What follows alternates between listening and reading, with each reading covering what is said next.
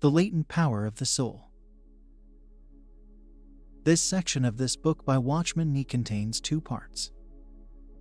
This first part will explain the distinction between the spirit, soul, and the body, as well as reveal the enormous potential vested in the soul of man. That potential is what the enemy seeks to exploit through various means, which he has intensified in these last days. God bless you as you read. And the merchants of the earth weep and mourn over her, for no man buyeth their merchandise any more, merchandise of gold, and silver, and precious stone, and pearls, and cattle, and sheep, and merchandise of horses, and chariots, and slaves, and souls of men. Please note here that in this passage the list of merchandise commences with gold and silver and ends with souls of men. Gold and silver, horses and chariots are all natural commodities which can be bartered. Even slaves can be bartered or traded, yet this is a trading in human bodies. Further, though, is an exchanging of the souls of men as merchandise.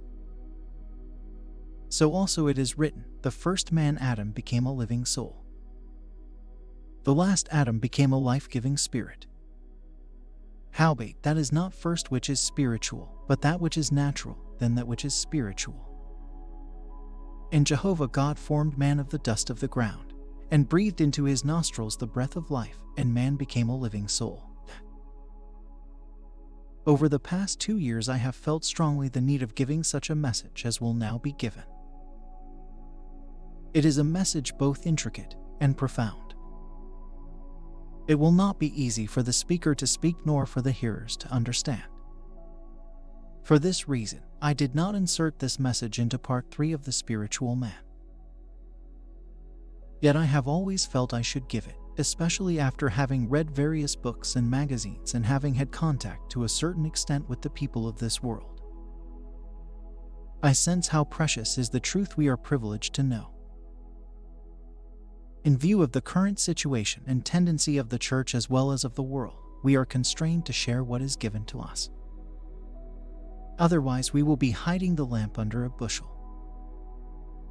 What I would mention in the message for our consideration today concerns spiritual warfare and its relation to the end of this age.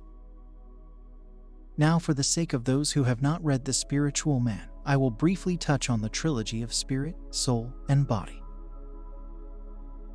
Trilogy of spirit, soul, and body. And Jehovah God formed man of the dust of the ground. This refers to the human body. And breathed into his nostrils the breath of life. This describes how God gave spirit to man. It was Adam's spirit. So man's body was formed of the dust of the ground, and man's spirit was given to him by God. And man became a living soul. After the breath of life had entered into his nostrils, man became a living soul.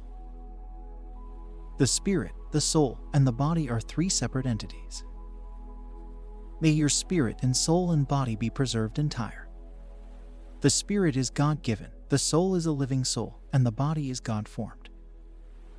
According to common understanding, the soul is our personality. When the spirit and the body were joined, man became a living soul. The characteristic of the angels is spirit, and that of the lower animals such as beasts is flesh. We humans have both spirit and body, but our characteristic is neither spirit nor body but soul. We have a living soul. Hence the Bible calls man soul. For example, when Jacob went down into Egypt with his family, the scriptures tell us that all the souls of the house of Jacob that came into Egypt were 70. Again, those who had received Peter's word on Pentecost were baptized, and there were added unto them in that day about 3,000 souls. Hence soul stands for our personality, for what makes us as man. What are the various functions of spirit, soul, and body?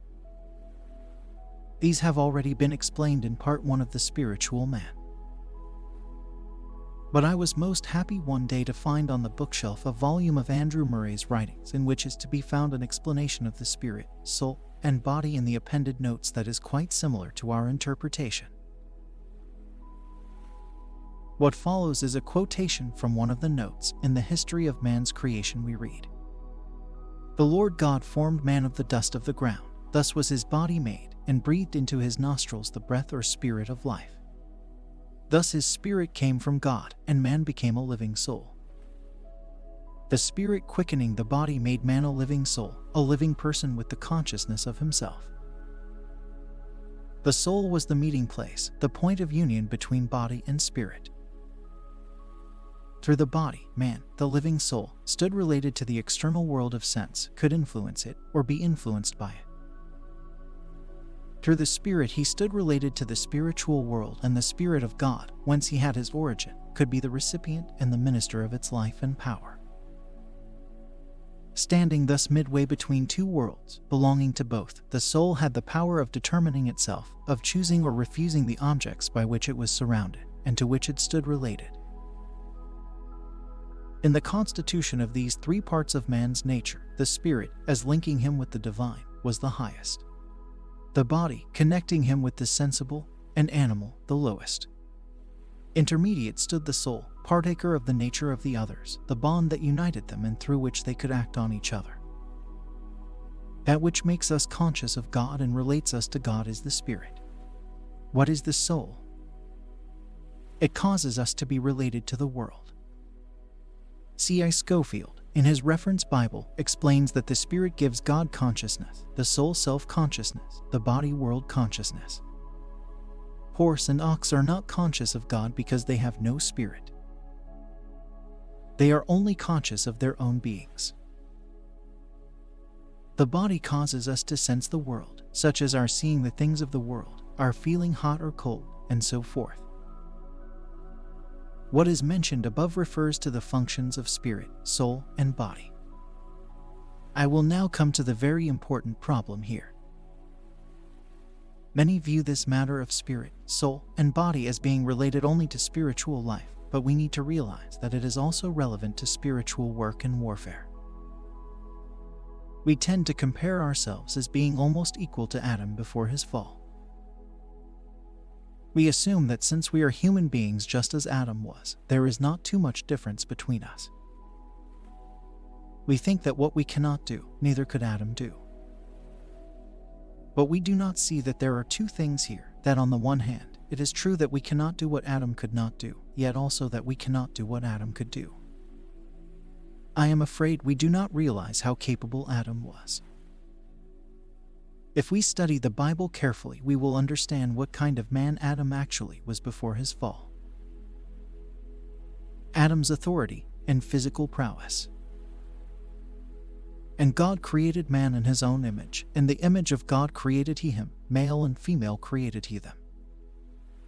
And God blessed them, and God said unto them, Be fruitful, and multiply, and replenish the earth, and subdue it, and have dominion over the fish of the sea, and over the birds of the heavens, and over every living thing that moveth upon the earth.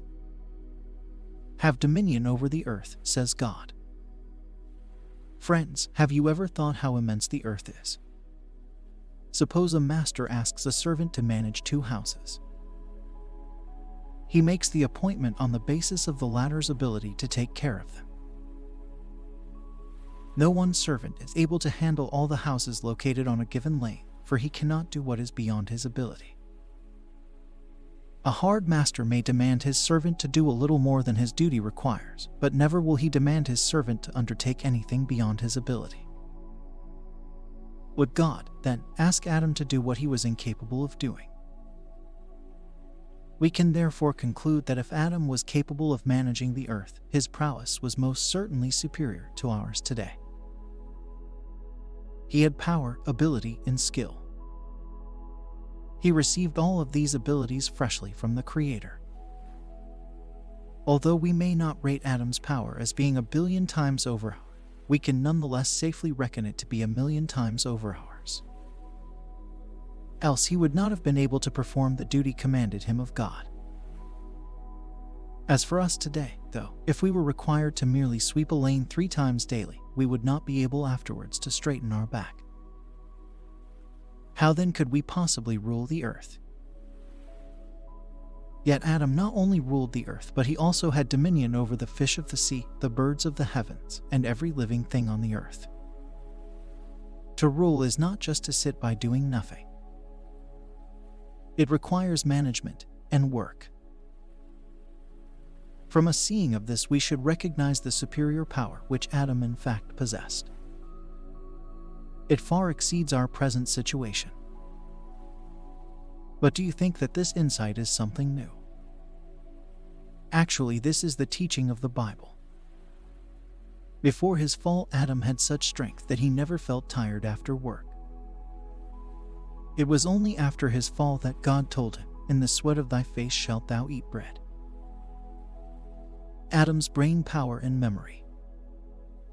And out of the ground Jehovah God formed every beast of the field, and every bird of the heavens, and brought them unto the man to see what he would call them. And whatsoever the man called every living creature, that was the name thereof.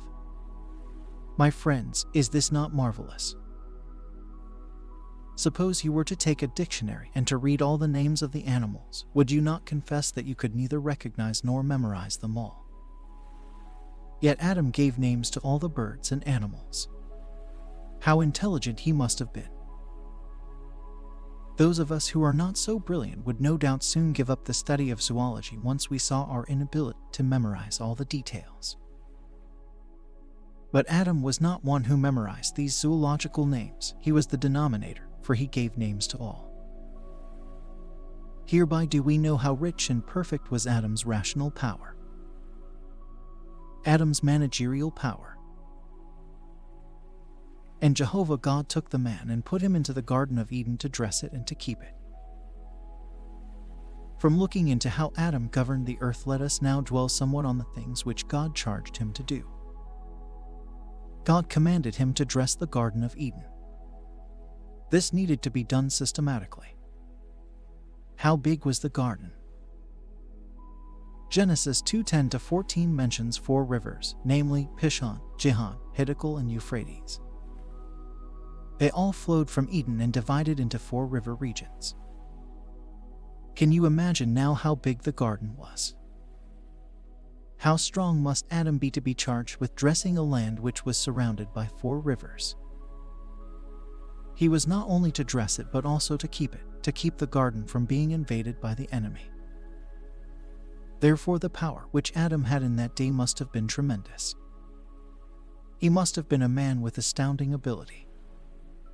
All his powers were inherent in his living soul. We may look upon Adam's power as supernatural and miraculous. But so far as Adam was concerned, these abilities were not miraculous, but human. Not supernatural, but natural. Did Adam use up all his powers on that day? From what can be seen in our study of Genesis, he had not exhausted his power. For after he was newly created by God, but before he could manifest all his abilities, he fell. What was the bait which the enemy used in enticing Eve? What did the enemy promise her? It was this: "In the day ye eat thereof, then your eyes shall be opened, and ye shall be as God, knowing good and evil." Be as God was the enemy's promise.